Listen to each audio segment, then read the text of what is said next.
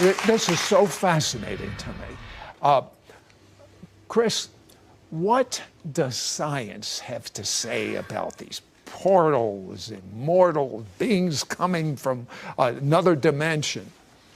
Well, you know, it's a perfectly respectable idea within science now to believe in parallel worlds, parallel dimensions. It's not even really controversial. Most scientists just accept it.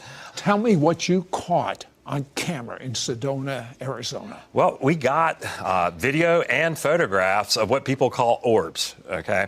Now, I initially was very skeptical about the whole orb phenomenon. I've seen, you know, people thinking that these are ghosts and things like that on the internet.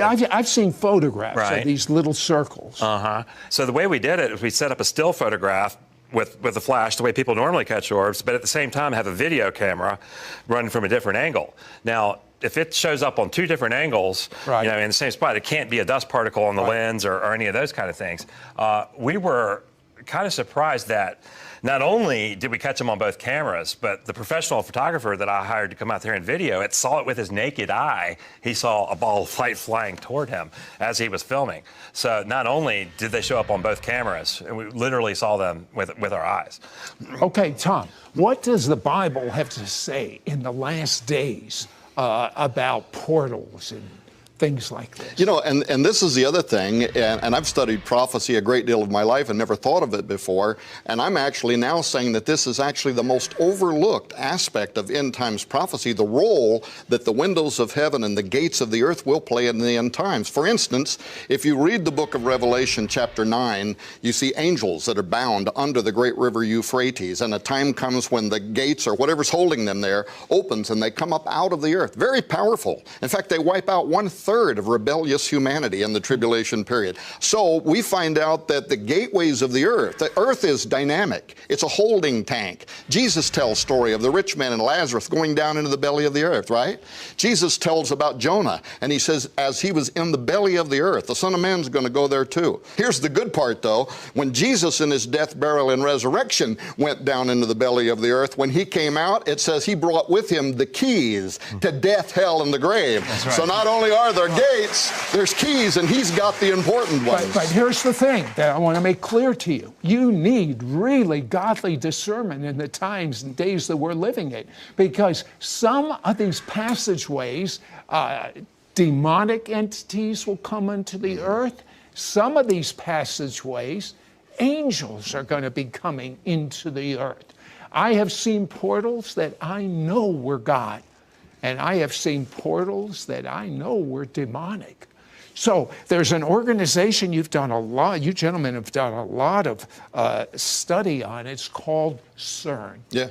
What is CERN? Who's it made up of? CERN is a large particle collider. Basically, it's in southeastern France. It's a 17-mile-long tunnel that's buried beneath the ground, and what they're doing there is they're accelerating protons at nearly the speed of light. How many countries are involved? 15, 20 countries of the Earth, something like that. And these are top scientists? These are top scientists in the world. And actually, these are the most powerful scientific experiments that have ever been conducted on the face of the Earth. They're accelerating these particles at just beneath the speed of light, and they film what's going on. Now, why are they doing all this? Well, particle physicists, of course, want to know about the nature of creation, so they burst these particles into their subatomic pieces to try to understand what they're doing. But they're also looking for gravitons because they believe that those gravitons might be escaping into a parallel reality. Do they believe that they can actually create a passageway to what they think is heaven, which I know is the demonic realm? They not only believe it, Sergio Bertolucci, who is the science director at CERN, said it in a public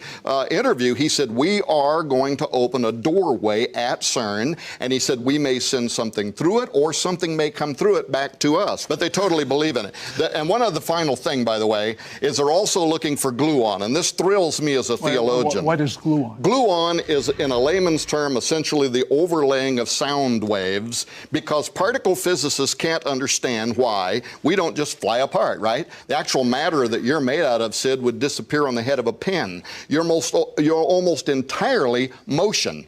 protons, neutrons, spinning electrons, your movement. That's all you are. They don't understand. There's no room for pride, is there? Yeah, they don't understand why you don't fly apart. Well, what is gluon? Gluon is the overlaying of sound waves. It's what holds everything together. It's basically Genesis chapter 1. And God spoke, bara. God said, let there be. God emits sound waves, and he calls forth into somethingness, out of nothingness, atomic constructs, and he makes the plants, he makes the animals. We don't need CERN. Yeah. All we need is the Bible. They're looking for the voice of God.